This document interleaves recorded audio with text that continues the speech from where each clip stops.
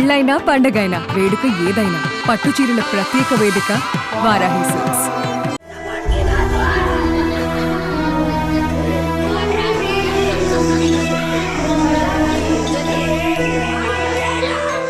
భారత్ పాకిస్తాన్ల మధ్య ఉద్రిక్త పరిస్థితులు నెలకొన్నాయి. అయితే జమ్మూ కాశ్మీర్లో జరుగుతున్న యుద్ధ భూమిలో ఏపీకి చెందిన వీర జవాన్ మరణించారు.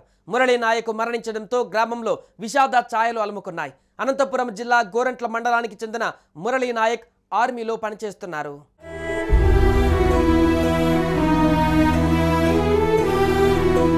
పాకిస్తాన్తో భారత యుద్ధం అంతకంతకు భీకరంగా మారుతుంది. తొలుత ఉగ్రదాడి, ఆ తర్వాత కవ్వింపు చర్యలకు దిగిన పాక్ యుద్ధానికి కారణం కాగా పాక్ తగిన రీతిలో బుద్ధి చెప్పేందుకు భారత యుద్ధ తీవ్రతను పెంచేస్తుంది. ఈ క్రమంలో జమ్మూ కాశ్మీర్ సరిహద్దులో దేశ రక్షణ విధులలో నిమగ్నమైన తెలుగు జవాన్ మురళీ నాయక్ వీర మరణం పొందారు. పాక్ జరిపిన కాల్పులలో మురళి మృతి చెందినట్లుగా అధికార వర్గాలు ధృవీకరించాయి. ఏపీలోని శ్రీ సత్యసాయి జిల్లా గోరంట్ల మండలం గడ్డం తండా పంచాయతీ పరిధిలోని కల్లితండా మురళి నాయక్ స్వస్థలం కల్లితండానే అయినా అదే జిల్లా పరిధిలోని సోమందేపల్లి మండల పరిధిలో నాగినాయని చెరువు తండాలో పెరిగారు. సోమందేపల్లి విజ్ఞాన పాఠశాలలో విద్యాభ్యాసాన్ని పూర్తి చేశారు. విద్యాభ్యాసం తర్వాత భారత సైన్యంలో చేరిన మురళి నాయక్ గురువారం నాటి పాక్ చొరబాటుదారులను అడ్డుకునే ఆపరేషన్లో పాలు పంచుకున్నాడు.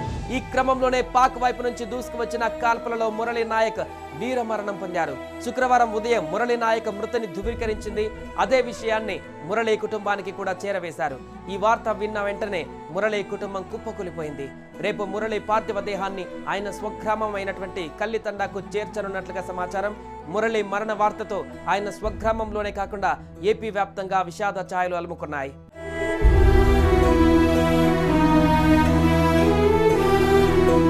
ఈ విషయం తెలిసిన వెంటనే టీడీపీ అధినేత ఏపీ సీఎం నారా చంద్రబాబు నాయుడు వీర జవాన్ మరణానికి సంతాపం తెలుపుతూ ఒక ప్రకటన విడుదల చేశారు. యుద్ధంలో మురళీ నాయక్ ప్రాణాలు కోల్పోవడం బాధాకరమని ఆ సంతాపంలో చంద్రబాబు పేర్కొన్నారు.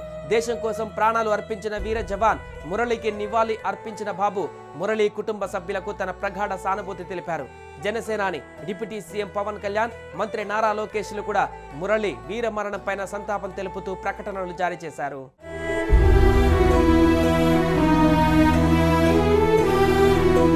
పాకిస్తాన్ ఇండియాలోని 15 నగరాలలో దాడులు చేస్తుంటే భారత్ పాక్లోని 9 నగరాలలో దాడులు చేస్తోంది. పాకిస్తాన్ 50కి పైగా డ్రోన్లను భారత్ పైకి ప్రయోగించింది. అయితే భారత్ దగ్గర S-400 అనే మిసైల్ డిఫెన్స్ సిస్టమ్ ఉంది. అందువల్ల దీని ద్వారా భారత్ పాకిస్తాన్ నుంచి వస్తున్న మిసైల్స్ ని అడ్డుకుంటుంది. అలాగే డ్రోన్లను కూడా అడ్డుకొని నాశనం చేస్తుంది.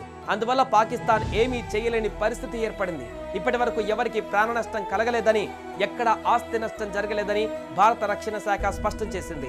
దేశ ప్రజలు అప్రమత్తంగా ఉండాలని ప్రధాని మోదీ పిలుపునిచ్చారు.